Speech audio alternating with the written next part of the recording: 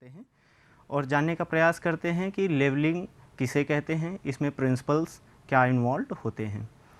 अगर मैं आपसे सरल भाषा में कहूँ तो लेवलिंग एक ऐसी प्रक्रिया है जिसमें किसी एक रेफरेंस पॉइंट, जिसे हम बेंचमार्क कहते हैं, उसके संदर्भ में अगर हम किसी स्टेशन की ऊंचाई या गहराई के बारे में सूचना इकट्ठा करते हैं, वो प्रक्रिया लेवलिंग कहलाती है। इसमें एक सरल प्रिंसिपल यानी सिद्धांत इन्वॉल्व होता है। सिद्धांत कहता है कि हमें एक ऐसी हॉरिजॉन्टल लाइन ऑफ साइट के बारे में पता करना है जहाँ से हम किसी भी स्टेशन की वर्टिकल डिस्टेंस ऊपर या नीचे उसको कैलकुलेट कर लेते हैं। इस चित्र में आपको दिख रहा होगा, यह जो लाइन आपको दिख रही है, ये डॉटेड लाइन, इसी को हम कहते हैं लाइन ऑफ साइट। ये हमारा है लाइन ऑफ साइट। प्रिंसिपल यही कहता है कि हमें इस लाइन ऑफ साइट के बारे में पता करना है, इसको एस्टिमेट करना है, जहाँ से हम किसी भी स्टेशन के गहराई या अगर इस केस में तो नहीं है बट किसी स्टेशन की ऊंचाई के बारे में जानकारी इकट्ठा करें। यही एक सरल सिद्धांत है हमारे लेवलिंग का। इस चित्र में आप दो तीन चीज़ें देख रहे होंगे, इसको हम लेवलिंग स्टाफ कहते हैं। आगे हम विस्तृत रूप से इसके बारे में पढ़ेंगे। ये जो लाइन डायग्राम में अगर आपको ऐसा चित्र दिखे तो इसका मतलब है लेवल यानी एक ऐसा मशीन, एक ऐसा उपकरण जिसके माध्यम से हम अपनी लाइन ऑफ साइट का निर्धारण करते हैं। तो आपको मैं समझता हूं कि प्रिंसिपल ऑफ सर्वेइंग के बारे में पता चल गया। देखिए, ये लेवलिंग स्टाफ हमेशा ही उस सतह पे रखा जाता है जिसे हम स्टेशन कंसीडर करते हैं। मसलन यहाँ पे हमने स्टेशन बी कंसीडर किया है तो लेवलिंग स्टाफ स्टेशन बी पे रखा जाएगा। स्टेशन ए हमारा यहाँ है तो इस सतह पर लेवलिंग स्टाफ रखा जाएगा। इस लाइन ऑफ साइट की मदद से हम स्टाफ पे रीडिंग नोट करेंगे और उसी के रेफरेंस में हम इन दोनों के बीच के ऊंचाई में डिफरेंस भी कैलकुलेट करेंगे और यह भी पता कर सकते हैं कि यह समुद्र तल से समुद्र का जो मीन सी लेवल है वहाँ से हम इसकी ऊंचाई के बारे में भी जानकारी इकट्ठा कर सकते हैं। आगे बढ़ते हैं और जानने का प्रयास करते हैं कि हमारे पास कौन कौन से ऐसे उपकरण हैं जिनका हम लेवलिंग में इस्तेमाल करते हैं। तो सबसे पहले तो हमें जानना होगा कि लेवल जो सबसे पहला एक उपकरण और सबसे महत्वपूर्ण उपकरण है लेवलिंग में, उसे हम लेवल कहते हैं। लेवल क्या है? एक मशीन है, एक उपकरण है जिससे हम हॉरिजॉन्टल लाइन ऑफ साइट का निर्धारण करते हैं। यानी यह उपकरण है जिससे हम एक हॉरिजॉन्टल लाइन ऑफ साइट का निर्धारण करते हैं। यह एक ट्राइपॉड पे फिक्स होता है। आगे हम चित्र के माध्यम से इसको बता देंगे आपको, वो आपको बेहतर समझ में आएगा। अब यहाँ पर हमारे पास कई तरह के लेवल मौजूद हैं, लेकिन यहाँ पर हम तीन प्रमुख तरीके के लेवल के बारे में चर्चा करेंगे। पहला है डंपी लेवल, दूसरा टिल्टिंग और तीसरा ऑटो लेवल। ऑटो लेवल आज के ज़माने में सबसे ज़्यादा इस्तेमाल होता है। इसकी क्या खासियत है हम आगे भी पढ़ेंगे। एक जो सबसे अहम चीज़ है इस लेवल में वो टेलीस्कोप है। इन तीनों में ही टेलीस्कोप लगा होगा। टेलीस्कोप क्या मदद करता है? वो हमारे स्टाफ की रीडिंग को पढ़ने में हमारी मदद करता है। उसमें एक डायाफ्राम होता है जिस पे क्रॉस हेयर्स होते हैं। उन्हीं क्रॉस हेयर की मदद से हम स्टाफ पे रीडिंग पढ़ पाते हैं। तो आपको ध्यान में क्या रखना है कि लेवल में एक टेलीस्कोप का होना आवश्यक है जिसमें डायाफ्राम होगा और उस पर क्रॉस हेयर्स बने होंगे और उस क्रॉस हेयर की मदद से हम स्टाफ पे रीडिंग पढ़ पाएंगे। अब हमारे पास जो तीन तरीके के लेवलिंग इक्विपमेंट थे या लेवल थे, उसके बारे में पढ़ते हुए जब हम पहले को ध्यान देते हैं तो हमें मिलता है डंपी लेवल। ये सबसे पहली कड़ी थी लेवलिंग इंस्ट्रूमेंट में। ये कुछ इस तरीके से दिखता है। यहाँ पर देखिए, जो टेलीस्कोप की मैं बात कर रहा था ये टेलीस्कोप है, ये ऑब्जेक्ट पीस है। यहाँ पे जो लेंस लगा है वो ऑब्जेक्ट पीस होता है और ये हमारा आई पीस है। मतलब ऑब्जर्वर यहाँ से देखेगा और जो रेंजिंग रॉड है वो इधर कहीं दूर खड़ी रखी जाएगी। इसमें ये जो आप देख पा रहे हैं यहाँ पर, इसको लेवल ट्यूब कहते हैं। लेवल ट्यूब कैसा होता है? पहले भी हम लोग सर्वेक्षण के पाठ में हम पढ़ चुके हैं। इस तरीके का ट्यूब होता है जिसमें एक बबल होता है। बबल के लिए ज़रूरी क्या है कि वो बीच में रहे, मध्य में रहे इसके, तभी वो माना जाएगा कि ये पृथ्वी के सतह के समानांतर है, पैरेलल है। तो आपने देखा कि यहाँ पर ट्यूब है और ये जो ये आप देख पा रहे हैं ये एक मिरर होता है कि ऑब्जर्वर बिना ऊपर से देखे यहीं सामने से इस मिरर में देखेगा तो उसको लेवल ट्यूब पे जो डिफ्लेक्शन है, जो अंतर है, वो वेरिएशंस वो उसको क्लियरली दिख जाएगा। यहाँ पर आप दो छोटी छोटी चीज़ें देख रहे होंगे, इनको हम गन साइट बोलते हैं। गन साइट, जैसा अमूमन आप गन में देखते हैं कि निशाना लगाने के लिए हम उसका इस्तेमाल होता है, बट यहाँ पे क्या होता है कि सबसे पहले जब आप इस टेलीस्कोप को इस स्टाफ के साथ अलाइन करने की कोशिश करते हैं तो इस गन साइट की मदद से आप स्टाफ को अलाइन कर पाते हैं। यहाँ पर आपको 3 स्क्रू दिखते हैं, यहाँ पर 2 ही दिख पा रहे हैं, एक इसके पीछे ठीक है।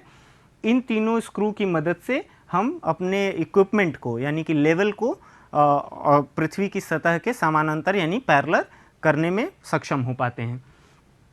इसी का दूसरे तरफ से जो चित्र मैंने यहाँ दिखाने का प्रयास किया है, इसको हम ये जो नॉब है आपको दिख रहा है, इससे हम अपने जो स्टाफ है उसको क्लियरली देख पाने में सक्षम होते हैं। इसकी मदद से हम छोटे छोटे एडजस्टमेंट्स करते हैं, इसको क्लॉकवाइज या एंटी क्लॉकवाइज रोटेट करते हैं और फिर हम यह वहाँ उस कड़ी तक पहुँच पाते हैं जहाँ पर हमें अपना जो लेवलिंग स्टाफ है वो क्लियरली विजिबल हो जाए, क्योंकि क्लियरली विजिबल रहेगा तभी आप उस पर रीडिंग पढ़ पाएंगे। इसमें एक और महत्वपूर्ण चीज़ है, ये जो आई पीस पे है, इसको हम अभी जब आगे आपको बताएंगे कि फोकसिंग कैसे करते हैं, तो इस आई पीस को हम रोटेट कर सकते हैं, मतलब इस तरीके से हम इसको घुमा सकते हैं क्लॉकवाइज या एंटी क्लॉकवाइज, तो हम इसका भी इस्तेमाल देखेंगे। यहाँ पर ट्राइपॉड पे फिक्स किया हुआ आपको ये क्लियरली दिख रहा है डंपी लेवल कैसे हमें फिक्स किया जाता है अपने सर्वेक्षण के लिए। एक महत्वपूर्ण चीज़ है कि ये हमारा जो लेवल है ये हॉरिजॉन्टल प्लेन में, हॉरिजॉन्टल प्लेन का मतलब ये जो इस तरीके का प्लेन है ये वर्टिकल प्लेन होता है और ये हॉरिजॉन्टल प्लेन है। तो हॉरिजॉन्टल प्लेन में तो हम इसको आसानी से मूव करा सकते हैं, घुमा सकते हैं, बट इसको लॉन्गिट्यूडनल एक्सिस का मतलब ये वाली एक्सिस, इस पर हम इसको मूव नहीं करा पाते। अगला जो लेवल है वो टिल्टिंग लेवल है। टिल्टिंग लेवल काफ़ी हद तक डंपी लेवल की तरह है, बट 1-2 उसमें एडवांटेजेस है, 1-2 उससे मॉडिफिकेशन है डंपी लेवल पे, कि यहाँ पर जो लाइन ऑफ कॉलिमेशन का वर्टिकल लाइन पर परपेंडिकुलर होना आवश्यक नहीं, इसीलिए इसको हम टिल्टिंग लेवल भी कहते हैं। ये डंपी लेवल से थोड़ा आसानी से लेवल किया जा सकता है और पृथ्वी के सतह पे इसको आसानी से हम समानांतर कर सकते हैं। अगला जो महत्वपूर्ण लेवल है वो ऑटो लेवल है, और आज के टाइम पर सबसे ज़्यादा जो इस्तेमाल होने वाला लेवलिंग इक्विपमेंट है वो ऑटो लेवल ही है। सिंपली ये सोकिया कंपनी का मैंने यहाँ पर चित्र लिया है, ये कुछ इसी तरीके से दिखता है, ये बहुत ही सरल है। यहाँ पर आप देखिए लेवलिंग स्क्रू आपको इसमें भी दिख रहा है, 2 यहाँ दिख रहे हैं, एक ठीक इसके पीछे होगा। यहाँ पर बबल ट्यूब नहीं होती, एक बबल होता है सर्कुलर बबल, जो आप यहाँ पर देख पा रहे हैं। इसका अगर मैं डायग्राम बना करके आपको अलग से बताना चाहूँ तो ये कुछ इस तरीके से सर्कुलर होता है, इसमें बबल होता है। बबल का ज़रूरी है बीच में होना, अगर ये बबल बीच में है इसका मतलब कि ये हमारा जो इक्विपमेंट है ऑटो लेवल है ये पृथ्वी के सतह के समानांतर हो गया है। अब इन्हीं तीनों स्क्रू की मदद से हम इसको लेवल करते हैं। ये जो आपको हिस्सा दिख रहा है इसमें भी एक मिरर लगा होता है, ताकि ऑब्जर्वर जब यहाँ से इसमें देखे तो ये नीचे बबल की सही स्थिति को आप दर्शा पाने में सक्षम हो। यहाँ पर भी आपको दिख रहा होगा गन साइट, यहाँ क्लियरली आपको ये दिख रहा है गन साइट है, ये आईपीस लेंस है, यहाँ पे ऑब्जेक्ट पीस है, और ये जो नॉब आपको दिख रही है ये फाइन एडजस्टमेंट के लिए है। जैसे आप एक बारी अगर ये अपने जो आपका लेवलिंग स्टाफ है उसको गन साइट से देख लिया, बट उसको एग्जैक्टली लेवलिंग जो क्रॉस हेयर है उसकी वर्टिकल लाइन को स्टाफ के मध्य लाने के लिए फाइन एडजस्टमेंट, मतलब बहुत ज़रा सा आपको लेफ़्ट या राइट यानी कि क्लॉकवाइज या एंटी क्लॉकवाइज रोटेट करने की ज़रूरत पड़ेगी, तो वो आप इस स्क्रू की मदद से बड़े ही आसानी से कर पाने में सक्षम होते हैं। अब यहाँ पर ये दूसरा जो आपको स्क्रू बड़ा सा दिख रहा है, नॉब दिख रही है, इसका मुख्य काम क्या है? एग्जैक्टली वही है कि जो आपके स्टाफ पर रीडिंग है वो बहुत ही क्लियर विजिबल हो, और वैसा करने के लिए हम इस नॉब को क्लॉकवाइज या एंटी क्लॉकवाइज रोटेट करते हैं। वही नॉब हॉरिजॉन्टल प्लेन में इसको ज़रा सा मूव कराने के लिए, मतलब फाइन एडजस्टमेंट के लिए ये नॉब इस्तेमाल होती है। तो ये ऑटो लेवल है। इसकी मुख्य खास बात क्या है? इसमें एक प्रिज्म होता है जो सस्पेंडेड होता है, मतलब वो लटकता रहता है, और वो काफ़ी हद तक अपने आप को जो लाइन ऑफ कॉलिमेशन है उसको बैलेंस कर लेता है। ये स्वयं संरेखित होता है, उसी की मदद से जो सस्पेंडेड आपका प्रिज्म होता है उसी की मदद से। इसमें समय कम लगता है क्योंकि आपको इक्विपमेंट को लेवल करना है, यानी कि अपने पृथ्वी की सतह के समानांतर करने में समय का जो खपत है वो बहुत कम होता है, ज़रा सा होता है, इस्तेमाल करने में आसान है, इसको फटाफट आप स्टेशन चेंज करके तुरंत रीडिंग ले सकते हैं। तो ये सुविधा हमें ऑटो लेवल में मिल जाती है। दूसरा जो हमें एक महत्वपूर्ण चीज़ की आवश्यकता पड़ेगी अपने लेवलिंग सर्वे में, वो होता है लेवलिंग स्टाफ। लेवलिंग स्टाफ देखिए बहुत सरल सा है, एक वर्टिकल पोस्ट यानी कि खंबे जैसा होता है, लाइट वेट होता है, उस पर रीडिंग्स लिखी होती है, एमएम में, सेंटीमीटर में और मीटर में, उसमें मार्किंग होती है। और वो जो मार्केट में अवेलेबल है, एक तो सॉलिड बार की तरह है और दूसरा टेलीस्कोपिक है। टेलीस्कोपिक का मतलब उसका लेंथ हम एक्सटेंड कर सकते हैं, जब उसको हम पैक करके किसी जगह पे रखेंगे तो उसको हम श्रिंक करके छोटा कर सकते हैं। ये चित्र आपको दिख रहा है, ये एक टेलीस्कोपिक लेवलिंग स्टाफ का चित्र है। इसको आप देख पा रहे होंगे कि यहाँ से अगर आप देखेंगे तो ये सेक्शन इसके अंदर और ये सेक्शन इसके अंदर आसानी से छिप जाएगा और कम जगह में इसको रखा जा सकता है। आप रीडिंग इस पे साफ साफ देख पा रहे हैं कि रीडिंग किस तरीके से लिखी होती है। जब भी हमें रीडिंग लेनी होती है तो हम इस लेवलिंग स्टाफ को उस स्टेशन पे ले जा करके रख देते हैं जिसकी ऊंचाई या गहराई के बारे में हमें जानकारी इकट्ठा करनी है।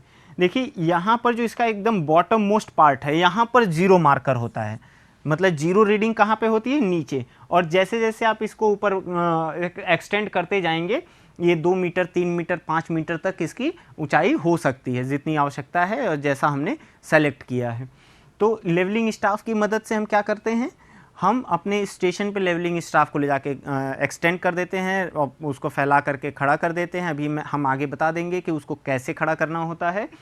और फिर अपने जो हमारा लेवलिंग इक्विपमेंट है यानी कि लेवल है, मसलन अगर हम डंपी लेवल इस्तेमाल कर रहे हैं तो उसके टेलीस्कोप को फाइनली एडजस्ट करके उसके क्रॉस एयर को इसके बीच में रखते हैं और रीडिंग पढ़ लेते हैं कि उस क्रॉस एयर की जो मिडिल हॉरिजॉन्टल लाइन है वो जिस भी नंबर पे कोइंसाइड कर रही होगी, जिस भी ग्रेजुएटेड रीडिंग पे कोइंसाइड कर रही होगी, वही उस जगह की स्टाफ की रीडिंग हम नोट करेंगे। तो ये एक ऐसे मटेरियल से भी बनाया जाता है जिस पे टेम्परेचर वेरिएशन का असर कम पड़े। ऐसा इसलिए होता है कि आप अलग अलग टेम्परेचर में सर्वेक्षण करते हैं। ऐसा ना हो कि अगर गर्मी ज़्यादा हो गई तो स्टाफ की लंबाई बढ़ गई, और स्टाफ की लंबाई बढ़ जाने से दिक्कत इतनी सी होगी कि आपकी रीडिंग फिर गलत आने लगेगी और जो आपने वहाँ पे स्टेशन का जो रिड्यूस लेवल कैलकुलेट किया है उसमें एरर आ जाएगा।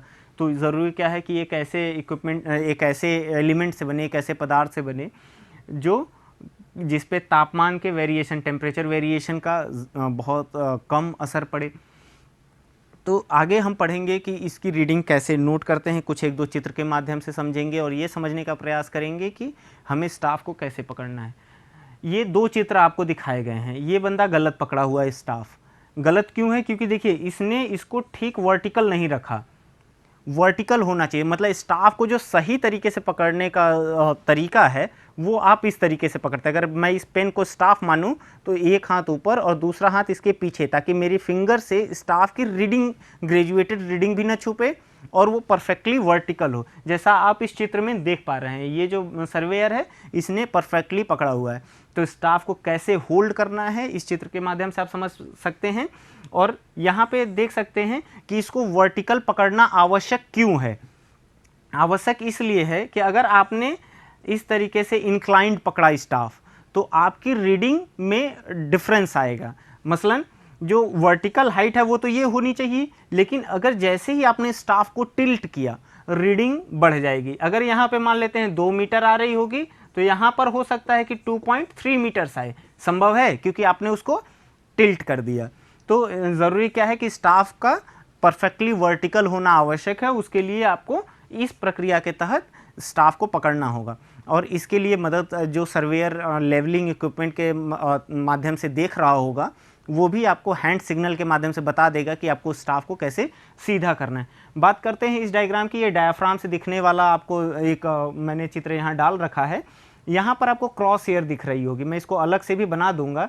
ये हॉरिजॉन्टल क्रॉस एयर है, वर्टिकल है, इसमें 2 छोटे डिविजन्स भी होते हैं। अगर मैं यहाँ पर दिखाऊं तो ये कुछ इस तरीके से, ये वर्टिकल लाइन, हॉरिजॉन्टल लाइन, और इसमें 2 सेगमेंट ऐसे होते हैं। रीडिंग आपको कौन सी नोट करनी है स्टाफ की?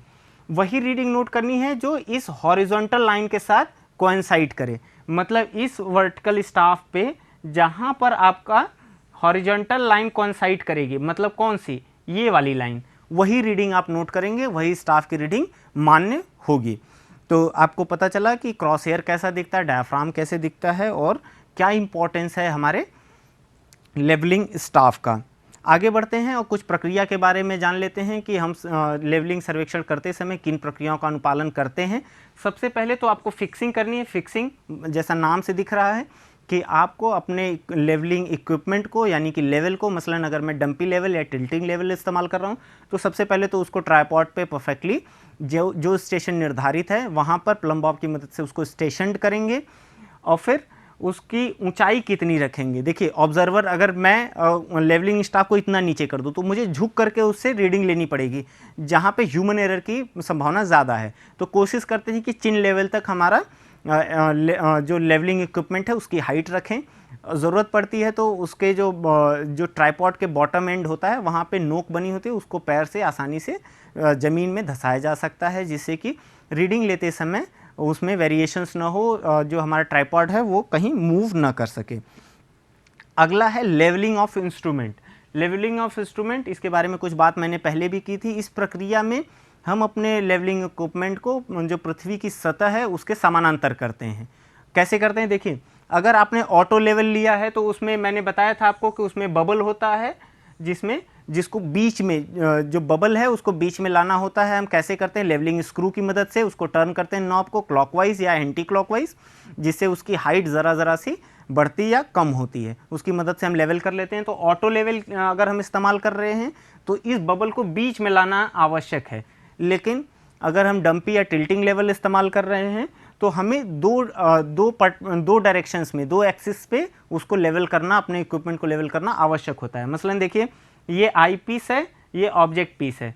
इनिशियल जो हमने ओरिएंटेशन रखा अपने डंपी लेवल का वो इस तरह से रखा, और इन 3 लेवलिंग स्क्रू की मदद से हम इसको क्लॉकवाइज या एंटी क्लॉकवाइज रोटेट करके इसको लेवल कर लेंगे। लेवल ट्यूब कहाँ लगा होगा, आपके इस लेवलिंग इक्विपमेंट के साथ लगा होगा।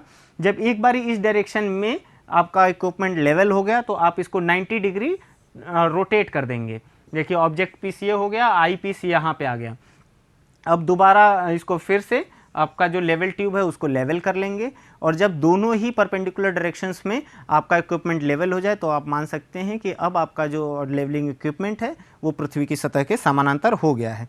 फोकसिंग में क्या करते हैं, फोकसिंग एक सरल प्रक्रिया है जिससे कि क्रॉस हेयर एकदम क्लियरली विजिबल हो। इसके लिए करते क्या है, हमारा जो ऑब्जेक्ट पीस है यानी कि ये, इसके सामने एक प्लेन पेपर बहुत नज़दीक, यानी कि यहाँ पे हमने रख दिया, प्लेन पेपर रख दिया। अब यहाँ आई पीस से हम देखते हैं और इस पे क्रॉस हेयर कैसा था, अभी मैंने आपको बताया था, ये वर्टिकल लाइन, हॉरिजॉन्टल और 2 छोटी हॉरिजॉन्टल लाइन, ये बहुत फाइन और शार्प दिखनी चाहिए। इसके लिए हम क्या करते हैं, अगर शार्प नहीं दिख रही है तो यहाँ पे जो आई पीस के पास एक स्क्रू टाइप है, जो नॉब है, उसको क्लॉकवाइज या एंटी क्लॉकवाइज रोटेट करते हैं। उसकी मदद से ये जब बिल्कुल शार्प दिखने लगता है तो उसी एडजस्टमेंट के साथ हम अपनी अगली रीडिंग को नोट करते हैं। तो फोकसिंग आपने देख लिया। अब कुछ हैंड सिग्नल के बारे में ज़रा सा जान लेते हैं। देखिए ये बेसिक सिग्नल है। अगर मैं यहाँ खड़ा होकर के इस तरीके से सिग्नल दे रहा हूँ, इसका मतलब कि जो फॉलोअर है, जो स्टाफ होल्ड किया हुआ है, वो राइट की तरफ मूव करे। अगर मैं पूरा इस तरीके से हैंड को रोटेट कर रहा हूँ तो इसका मतलब है कि स्टाफ को लेफ़्ट की तरफ रोटेट करना है। अगर मैंने ज़रा सा ऐसे किया, मतलब एल्बो से हैंड मूव किया, इसका मतलब कि लेवलिंग स्टाफ का बॉटम तो सही जगह पोजीशनड है बट टॉप क्या है, टिल्टेड है। उसको अगर इधर किया तो राइट, इधर किया तो लेफ़्ट। अब अगर मैंने इस सिंबल का इस्तेमाल किया, यहाँ से ऐसे ऊपर किया, इसका मतलब क्या है कि जो टेलीस्कोपिक स्टाफ है उसकी हाइट बढ़ाने की ज़रूरत है। अगर मैंने नीचे किया तो उसकी हाइट कम करने की आवश्यकता है। अब ये तीसरा वाला जो हैंड सिग्नल है, मतलब इस तरीके से अगर मैंने सिग्नल दिया, इसका मतलब क्या है कि अब स्टाफ परफेक्टली सही जगह पे है और उसको वहीं पे पोजीशन कर देने की ज़रूरत है। अगर ये तीसरा, अगर मैंने ऐसे किया तो मतलब हमने रीडिंग ले ली, अब आप वापस आ सकते हैं। टाइप्स ऑफ लेवलिंग में अगर हम देखेंगे तो पहला आता है डायरेक्ट लेवलिंग। डायरेक्ट लेवलिंग से सीधा संबंध ये है कि आप स्टाफ और टेलीस्कोप की मदद से सीधे मीटर्स में रीडिंग नोट करते हैं। मतलब जो अभी हम बात किए कि लेवलिंग इक्विपमेंट का इस्तेमाल करें, टेलीस्कोपिक स्टाफ या फिर सॉलिड बार स्टाफ का हम इस्तेमाल करें, और सीधे वहाँ पे रीडिंग ले, वो डायरेक्ट लेवलिंग कहलाती है। इसमें 2-3 तरीके हैं, जैसे सिंपल लेवलिंग, डिफरेंशियल, रेसिप्रोकल और फ्लाई लेवलिंग। अभी हम आगे इनके बारे में बारी बारी से चर्चा कर लेते हैं। जैसे आपको ये सिंपल लेवलिंग के बारे में अगर मैं बताना चाहूँ, सिंपल लेवलिंग में किसी 2 स्टेशन के बीच में आपको लेवल डिफरेंस पता करना है, तो उसके मध्य कहीं भी आप अपना इक्विपमेंट इस तरीके से सेट किया, इंस्ट्रूमेंट सेट किया, एक बारी इस पे रीडिंग ले ली, एक बारी यहाँ पर रीडिंग ले ली और दोनों का अंतर ज्ञात कर लिया। मैं एक रेफरेंस के तौर पे बता दूं, अगर ए का बेंचमार्क 100 मीटर है और स्टाफ की रीडिंग यहाँ पे 3 मीटर आई है और स्टाफ की रीडिंग यहाँ पे 2 मीटर आई है, तो आप कैसे कैलकुलेट कर सकते हैं? 2 विधियाँ हैं जिनके बारे में आगे हम चर्चा करेंगे। पहला तो ये कि इन दोनों का डिफरेंस ही पता कर लीजिए। ये वाला स्टेशन क्या है, 1 मीटर इस वाले स्टेशन से ऊपर है, मतलब इस स्टेशन का RL कितना हो जाएगा, 101। 1 मीटर ही डिफरेंस है और ये ऊपर है तो 101 हो जाएगा। अगर 2 ही स्टेशन और एक ही इंस्ट्रूमेंट सेटअप के साथ अगर रीडिंग लेनी है तो वो सिंपल लेवलिंग कहलाएगी। अगर हमें बहुत ज़्यादा दूर तक बड़े एरिया को, बड़े लेंथ को लेवल करना है, वहाँ पे लेवल डिफरेंस पता करना है, तो वहाँ पे हमें कई बार अपने इंस्ट्रूमेंट को सेट करना पड़ेगा। जैसे आप देख रहे हैं O1, O2, O3 और O4 4 जगह पर हमने अपने जो लेवलिंग इक्विपमेंट है उसको स्टेशन किया, रीडिंग नोट करी। अगर हम ऐसा कर रहे होते हैं तो वो डिफरेंशियल लेवलिंग की श्रेणी में आता है। आगे बढ़ते हुए अगर मैं आपको बताऊं कि इनडायरेक्ट लेवलिंग क्या होती है, इनडायरेक्ट लेवलिंग में कोई लेवलिंग स्टाफ या लेवलिंग इक्विपमेंट का इस्तेमाल हम नहीं करते हैं, वहाँ इनडायरेक्टली किसी स्टेशन की ऊंचाई को पता करते हैं। मसलन अगर हम बैरोमीटर क्या करता है, अपने जो एटमॉस्फेरिक प्रेशर डिफरेंस को कैलकुलेट करके आपको बताता है, एटमॉस्फेरिक प्रेशर बताता है। अगर हम बैरोमीटर की मदद से प्रेशर डिफरेंस कैलकुलेट कर पा रहे हैं, उससे इनडायरेक्टली वहाँ की हाइट का कैलकुलेशन कर रहे हैं, तो बैरोमेट्रिक लेवलिंग के श्रेणी में आ जाएगा। हिप्सोमेट्री में क्या होता है, बॉइलिंग पॉइंट, किसी भी फ्लूइड की बॉइलिंग पॉइंट, जैसे आपको पता है कि हाइट बढ़ती है तो बॉइलिंग पॉइंट अमूमन कम होती रहती है। तो अगर हमने किसी भी फ्लूइड के बॉइलिंग पॉइंट के डिफरेंस के बारे में कैलकुलेशन किया और वहाँ से हाइट का रेफरेंस लिया तो वो आपका हिप्सोमेट्री में आएगा। ये भी इनडायरेक्ट कैलकुलेशन है। ट्रिग्नोमेट्री ये एक मैथमेटिकल तरीका है किसी जगह के एलिवेशन या हाइट को पता करने के लिए। इसमें आवश्यक है कि एक ऊंचाई या एक एंगल के बारे में आपको ज्ञान हो, तो या एक दूरी के बारे में आपको ज्ञान हो, तो वहाँ पे ट्रिग्नोमेट्रिक फंक्शन का इस्तेमाल करके आप हाइट या डेप्थ को कैलकुलेट कर पाते हैं। मैं आपको पुनः एक बार डायरेक्ट लेवलिंग के बारे में बताना चाहूँगा। देखिए, इनडायरेक्ट लेवलिंग तो आपने समझ लिया। यहाँ पर क्या है कि आपको सीधे सीधे मेज़र नहीं करना है, मतलब कि आपको जो ऊंचाई या गहराई है वो आपने वहाँ पर इस्तेमाल न ही लेवलिंग इक्विपमेंट का किया और न ही लेवलिंग स्टाफ का किया। मतलब जो ऑब्जर्वर ने रीडिंग नोट करी वो मीटर्स में रीडिंग नोट नहीं करी। यहाँ पर पता चला कि वो प्रेशर में नोट कर रहा है, यहाँ बॉइलिंग पॉइंट में नोट कर रहा है, यहाँ ट्रिग्नोमेट्रिक फंक्शंस में वो कैलकुलेट कर रहा है हाइट। बट डायरेक्ट लेवलिंग में क्या है, वहाँ पे सीधे सीधे मीटर्स में आपकी रीडिंग आएगी। मसलन अगर मैं एक यहाँ पे उदाहरण आपको देना चाहूँ कि ये अगर हमारा कोई सतह है, यहाँ पर अगर डायरेक्ट लेवलिंग हमें करनी है, मान लीजिए स्टेशन बी यहाँ पर है, स्टेशन ए यहाँ पर है, तो मैं क्या करूँगा, सिंपली अपना इंस्ट्रूमेंट सेटअप यहाँ पे लगाऊंगा। ये मेरा लेवलिंग इक्विपमेंट है। सबसे पहले अगर मैंने सर्वेक्षण इधर से इधर की तरफ करना चाहा है, तो सबसे पहले यहाँ पे जो स्टाफ होगा, देखिए ये जो हॉरिजॉन्टल लाइन ऑफ साइट है ये तो परफेक्टली पृथ्वी की सतह के समानांतर होगा। ये जो फीचर है वो ज़रूर आपका स्लोपिंग हो सकता है, वो ऊंचा नीचा हो सकता है, बट जो ये हॉरिजॉन्टल लाइन ऑफ साइट है ये परफेक्टली क्या होगा, पृथ्वी की सतह के समानांतर होगा। जैसे अगर मैंने मान लिया कि ये बेंच मार्क है 200 मीटर हमें पता था, ठीक। तो अगर हमने पहली रीडिंग इस पे स्टाफ पे ली और यहाँ पे अगर 4 मीटर हमें मिल गया, स्टाफ की रीडिंग यहाँ पर कितनी मिल गई, हमें 4 मीटर मिल गई। और फिर हमने क्या किया, यहाँ पर जो स्टाफ की रीडिंग ली हमने, तो यहाँ पर मान लिया कि आपको 1 मीटर रीडिंग मिली। अब आप देखिए दोनों ही जगहों पे आपको क्या मिला है, जो रीडिंग आपको प्राप्त हुई है डायरेक्ट लेवलिंग में वो मीटर्स में प्राप्त हुई है, न कि आपको प्रेशर में, बॉइलिंग पॉइंट में या किसी ट्रिग्नोमेट्रिक फंक्शन की मदद से आप कुछ कैलकुलेट कर रहे हैं। यहाँ पर सीधे सीधे आपको मीटर्स में रीडिंग मिल रही है। अब आप आसानी से चाहें तो ए से बी के बीच का आप अंतर पता कर सकते हैं। अंतर किस सेंस में हो सकता है? वर्टिकल हाइट के डिफरेंस के सेंस में, या अगर बेंचमार्क आपको पता है कि 200 मीटर या मीन सी लेवल से। मीन सी लेवल क्या होता है? एक जो समुद्र का सतह होता है उसको हम रेफरेंस के तौर पे इस्तेमाल करते हैं। मैंने शुरुआत में ही कहा था कि हमेशा ही सर्वेक्षण किसी एक रेफरेंस पॉइंट से लिया जाता है, किया जाता है। यहाँ पर वर्टिकल हाइट के लिए हमारा जो रेफरेंस है वो क्या है? मीन सी लेवल है। अब आप देख पाएंगे कि यहाँ पे ये जो स्टेशन है ये 200 मीटर पे है और ये हॉरिजॉन्टल लाइन ऑफ साइट हमारा 204 पे हो गया। अब ये अगर horizontal line of site MSL से 204 पे है तो हमें ये स्टेशन बी का अगर हाइट पता करना है तो इस पूरे हाइट में से ये हाइट हम सब्ट्रैक्ट कर देंगे तो हमें स्टेशन बी का एग्जैक्ट हाइट पता चल जाएगा। मतलब कितना हो जाएगा? ये स्टेशन बी 203 मीटर्स पे है। तो आपको मैं समझता हूँ कि डायरेक्ट और इनडायरेक्ट लेवलिंग के बारे में स्पष्ट जानकारी मिल गई।